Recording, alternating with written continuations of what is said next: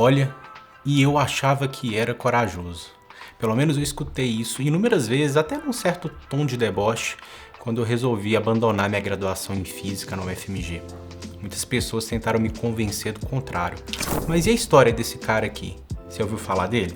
Hi, I'm Gooby from Gooby and Dooby. So I used to be a neurosurgeon. I went to college at MIT and did 4 years of medical school and 6 years of neurosurgery training, and I was a neurosurgeon for almost 10 years, and I quit.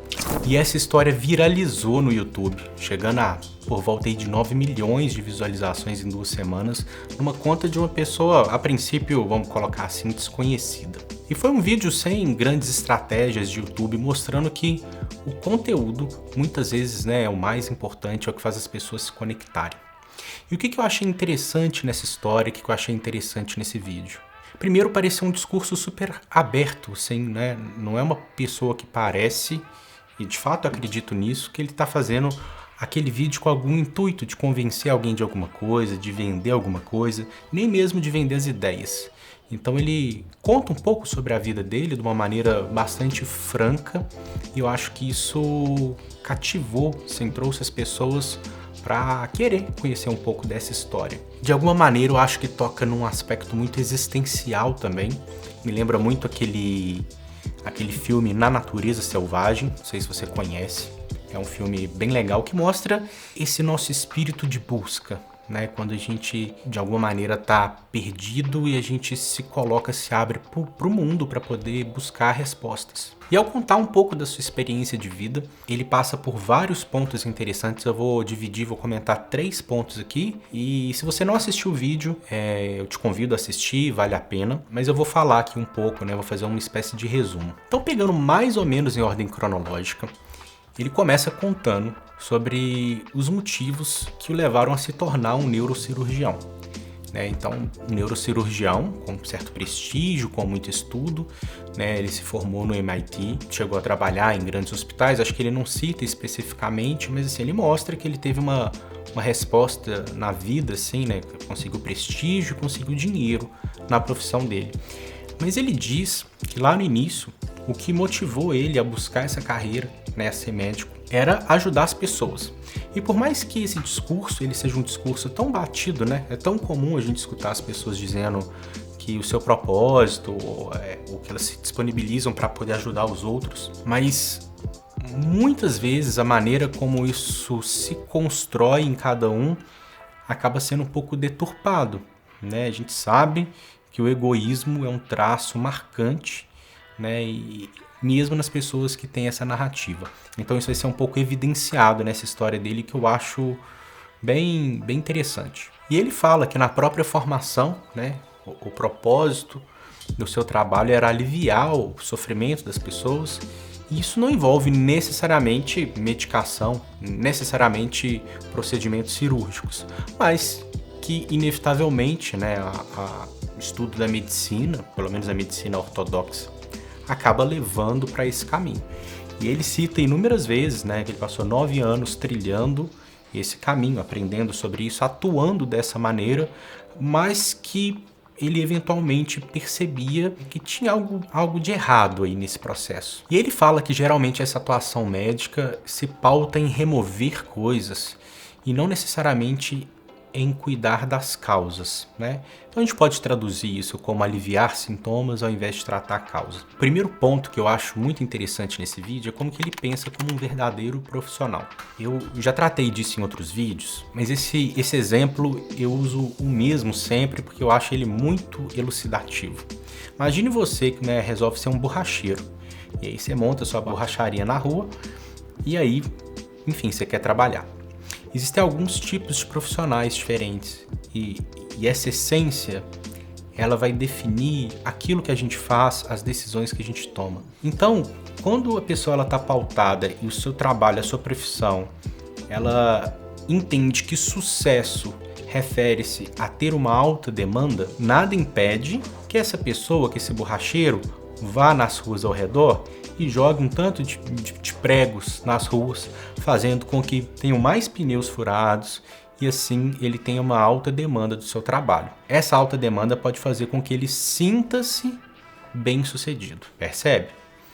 Então isso seria uma postura antiética, uma pessoa que causa um mal para poder oferecer uma certa resolução para isso.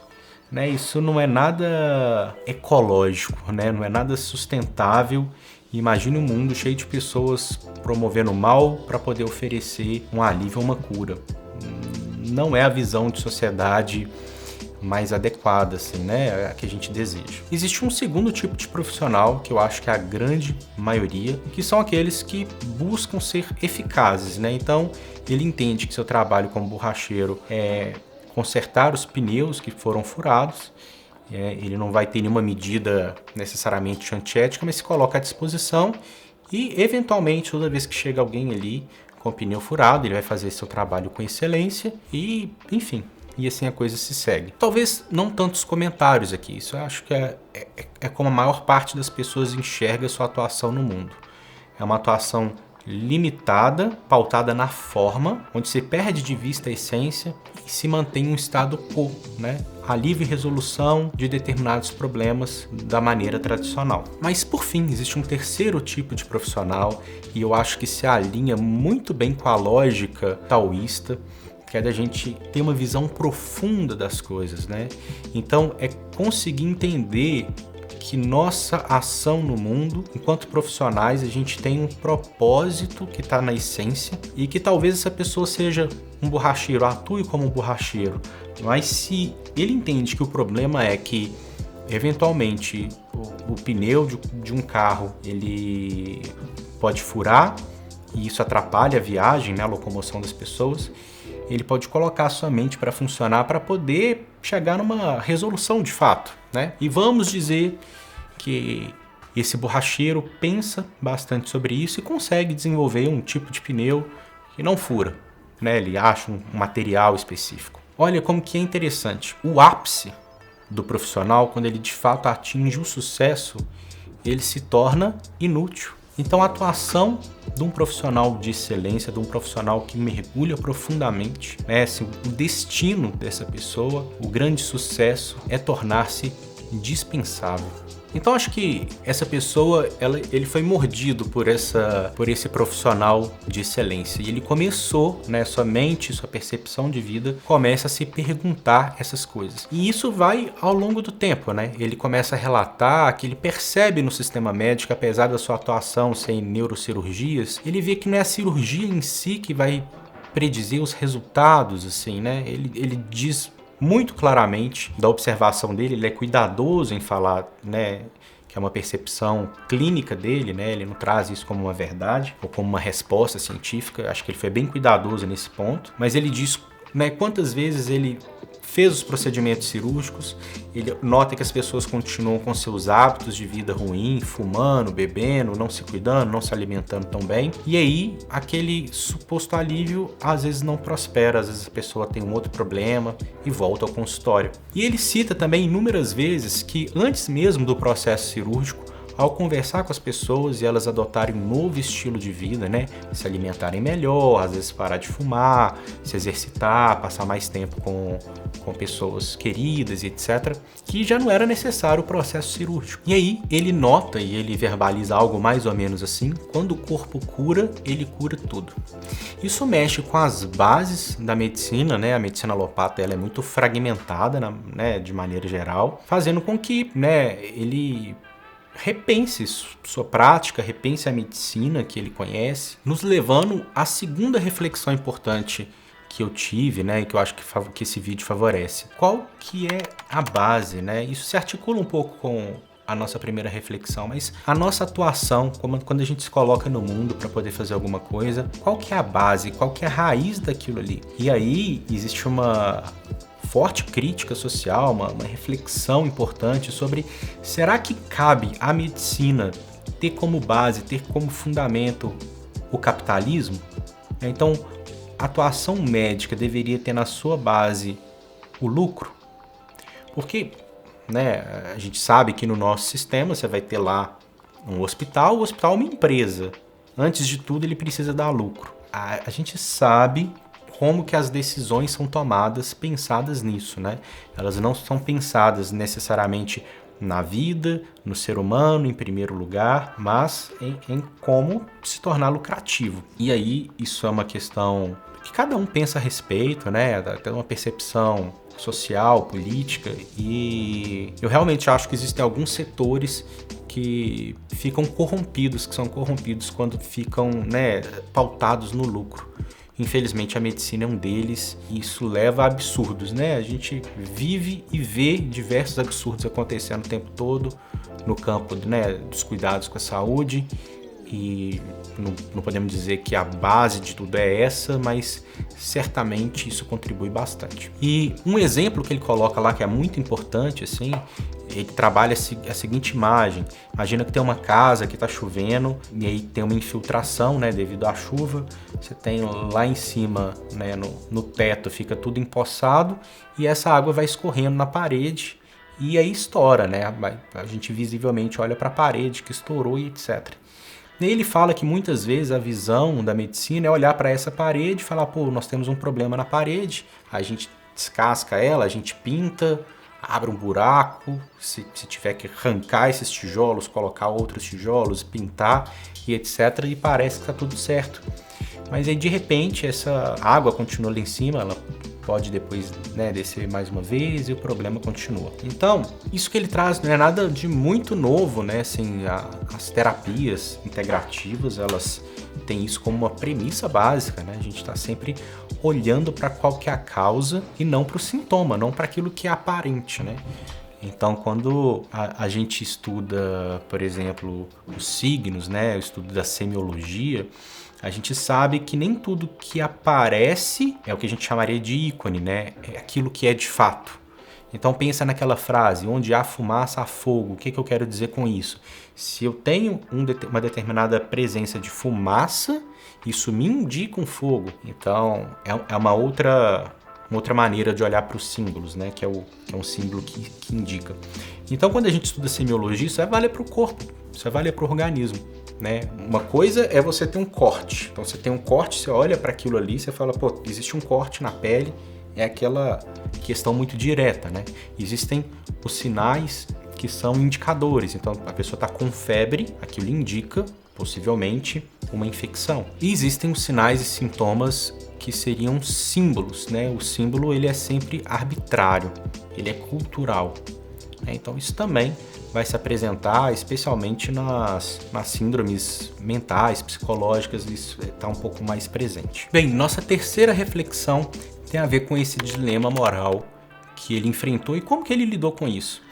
Isso foi interessante pra caramba, porque ele coloca que isso foi ficando totalmente inviável, até o ponto que ele diz o seguinte, que ele sentia que iria morrer se continuasse fazendo o que ele fazia, né? Então, como que é interessante, né? Assim, enquanto seres humanos, a nossa vivência, o nosso bem-estar tá para muito além das aparências, né?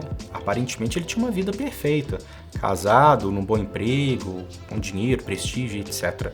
Mas a nossa qualidade de vida, ela tem a ver com o nosso conteúdo interno, né? Quanto que a gente está alinhado com os nossos valores, com aquilo que faz sentido pra gente. E ele enfrentou, né, um dilema moral assim do que fazer. Aliás, antes disso, isso é interessante. Ele começa a pensar sobre a possibilidade de trabalhar meio período para no outro meio período ele tentar descobrir o que fazer da vida, né? E ele vai falar com a companheira dele e parte dela, ela sugere que ela fala que tá vendo como que ele tá e etc. E fala, cara, sai do trabalho. E aí a gente vai descobrir como lidar com isso. Então, dá pra ver, assim, né? Ele cita o quanto que isso foi importante pra ele. Acho que é um tópico legal, né? O quanto que as pessoas são suportes pra gente tomar decisões difíceis. Quão bom a gente tá próximo de pessoas bacanas, né? Assim, ela conseguiu olhar pra ele ao invés de pensar nela, né? Poderia ser uma pessoa que falasse, não, você consegue, continue, seja resistente, porque ela, de alguma maneira, devia ter um ganho secundário, né, do dinheiro que ele fazia lá e etc. Então, isso é um ponto bacana da história. E a partir daí, ele chega pro hospital e ele fala que ele vai ficar mais 9 meses, que vai ser o tempo para encontrar uma outra pessoa e etc. E que depois ele vai embora. E que postura, né? Assim, ele também, assim como ele recebeu da companheira um posicionamento não tão egoísta, ele também conseguiu olhar para tudo, olhar para o hospital e sair de cabeça erguida, assim. Achei muito louvável isso, né? Porque tomar decisões importantes, né, a gente, mesmo quando percebe que algo tá ruim pra gente, a gente não precisa chutar tudo de uma vez, né?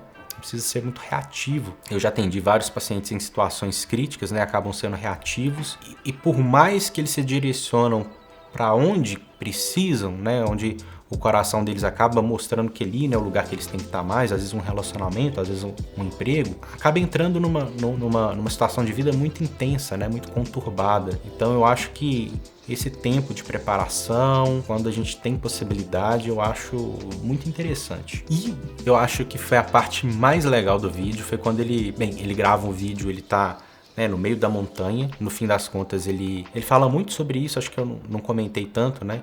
Ele passa a ter mais cuidado com o cachorro dele, ele vai para as montanhas, tem esse contato maior com a natureza. E aí, ele não tá lá para poder falar de um plano, para poder falar do que ele vai fazer e etc. Ele fala que ele não tem plano, que ele não sabe o que vai fazer. E eu acho que esse ponto foi algo muito cativante, porque quantas pessoas, né, não estão vivendo, fazendo 1 milhão de coisas, mas estão totalmente perdidas porque não conectaram seu coração naquilo que elas estão vivendo, né? Ou seguiram fazendo o que os outros sugeriam, o que supostamente a sociedade quer que a gente faça, e não se encontraram, não estão ali, estão só performando. E ele fala o quanto que é libertador, né?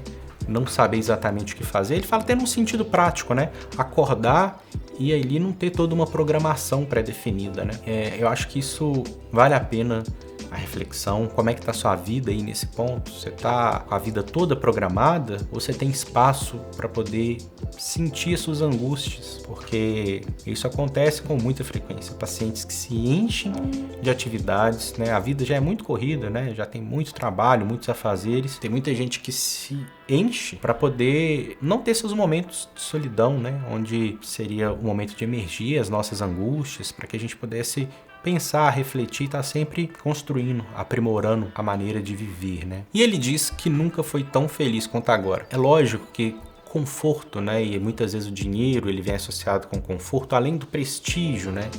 De se sentir importante ou vencedor na vida pelos olhos da sociedade, né, ou pelos olhos dos outros. Isso chama a atenção de muita gente, mas não está necessariamente associada com a capacidade de se sentir feliz. A gente poderia falar um tanto sobre felicidade, eu tenho até um vídeo no canal que fala sobre alguns pilares da felicidade. Se tiver interesse, eu vou deixar no card aqui. Por fim, assim, para poder fechar esse vídeo, eu queria te lembrar que você também pode fazer isso. Você não precisa ir para as montanhas para poder repensar a sua vida. Você não precisa ser um neurocirurgião para fazer com que essa transição, que esse olhar, ele seja tão importante ou tão relevante, né? Eu acho que esse vídeo ele demonstra algo que talvez esteja latente para muita gente, talvez seja o seu caso. E se você, né, tiver interesse, quiser mergulhar realmente em si, conhecer mais sobre o seu propósito, etc., tem um conceito fantástico para isso, que é o Ikigai. Eu tenho um vídeo aqui no canal, vou deixar aqui no card. Vale muito a pena ter um olhar cuidadoso, harmônico e integrativo para a maneira como a gente se coloca na vida, né? A vida não é só sobre ganhar dinheiro, a vida não é só sobre ter fama, a vida também não é só sobre fazer aquilo que o mundo precisa, né? Com uma certa devoção. A vida não é só fazer aquilo que a gente ama, e a vida também não é só fazer aquilo que a gente é bom para receber prestígio, né? E esses são os 4 pilares do Ikigai. O Ikigai é esse centro. Como que a gente junta tudo isso, né? Aquilo que a gente ama, aquilo que a gente é bom, aquilo que o mundo precisa e aquilo que a gente pode ser pago. Como que a gente organiza isso tudo num centro para que a gente tenha uma vida com mais propósito. Eu espero que você encontre isso e que você tenha uma vida cada vez mais feliz. Te vejo na próxima. Até mais.